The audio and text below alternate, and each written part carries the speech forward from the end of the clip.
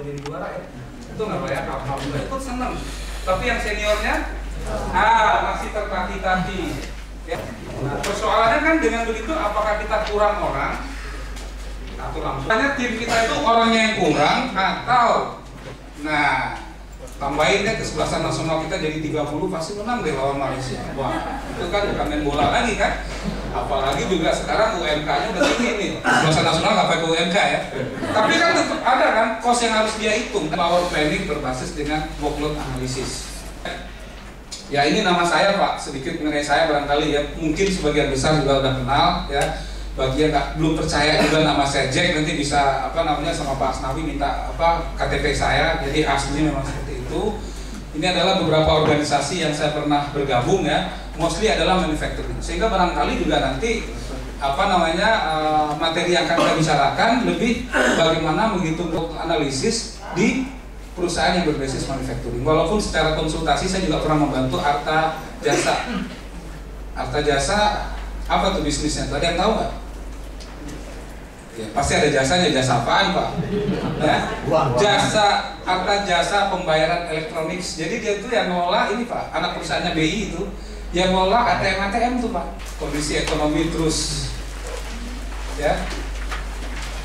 Gimana? Ekonomi makin gampang apa makin susah nih? UMK makin naik ya begitu ya. Nah, UMK naik, BBM naik, udah naik lah ya. Belum lagi menghitung kebutuhan tenaga kerja yang sesuai dengan orang ini digaji sekian dengan hasil yang seperti apa. Karena kalau enggak ya mencari pasar baru enggak gampang, bersaingnya ketat, kemudian UMK naik, listrik naik, ya kan, dan seterusnya naik, sehingga kita perlu menghitungnya, merencanakan berapa jumlah dan dengan kualifikasi seperti apa nih orang-orang yang akan kita pekerjakan sehingga worth it untuk kita kerjakan. Ya, ini relevansi topik yang kita bicarakan. Ya, sehingga organisasi senang atau tidak senang, mau tidak mau, siap atau tidak siap dituntut untuk lebih produktif. Ya. Kesebelasan nasional Indonesia 11 orang Pak, sudah didoakan 200 juta penduduk Indonesia enggak juga bisa jadi juara. Sementara di ujung sana ada 11 orang juga Pak, ya plus pemain cadangan lah ya, Barcelona FC. Kok bisa juara di mana-mana? Hasilnya kayak begini, kita akan gaji berapa? Kan begitu. Ya, jadi kita bicara workload analisis ada dua aspek yang harus kita perhatikan. Aspek kompetensi orangnya, orang seperti apa nih Lionel Messi, wah kompetensinya luar biasa ya. Tapi kira-kira Lionel Messi nih kita ambil Pak, memperkuat skuadnya tim nasional kita Pak. Apa kemudian kita langsung jadi juara? Belum tentu. Kenapa Pak? Ya 10 belum. Hah?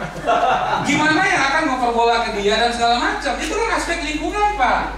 Nah, organisasi juga harus menyiapkan sistem bisnis proses sudah clear belum? Karena masih sering terjadi job desk sudah nggak ada. Bagaimana orang akan bisa perform? Apa perannya dan segala macam nggak clear dan jelas. Jadi ada dua aspek tuh. Nah, ketika itu kita coba optimalkan, baru kita akan bisa hitung berapa jumlah kebutuhan yang kita benar-benar. Kenapa ya tempat saya tambah orang, pendapatan naik sih, kenaikan biaya nggak sebesar kenaikan dari pendapatan. Ini yang sedang kami ya. Maka apa syarat yang Anda tetapkan bagi anggota pasukan Anda? Karena kalau sembarangan orang direkrut Pak, oh pokoknya kita banyak, kebutuhan memenuhi lapangan, akankah target kita pasti akan dapat? Lalu bahaya loh Pak. Orang yang nggak kompeten dimasukkan, orang mungkin kompeten tapi komitmennya nggak ada, dimasukkan ke dalam dan kemudian ngaco di dalam. Ingat loh, karyawan yang nggak ada kerjaannya kemudian mencari-cari kerjaan, ngeganggunya. Performa organisasi itu tergantung dari dua aspek penting, aspek individu dikali aspek lingkungan. Individunya seperti apa? Makanya Pak penting itu waktu itu kan materi yang disampaikan. Ya, kompetensi orang seperti apa nih yang harus kita rekrut, baik secara teknis maupun secara non teknis yang soft kompetensinya. Okay? Jelas. Coba deh, ketika Anda berani membuat analisis, seperti apa yang sudah Anda bikin di institusi Anda? Sudah ada job-job yang clear dan jelas belum? Pembagian tugas yang jelas belum? Karena akan sulit kita melakukan perhitungan dengan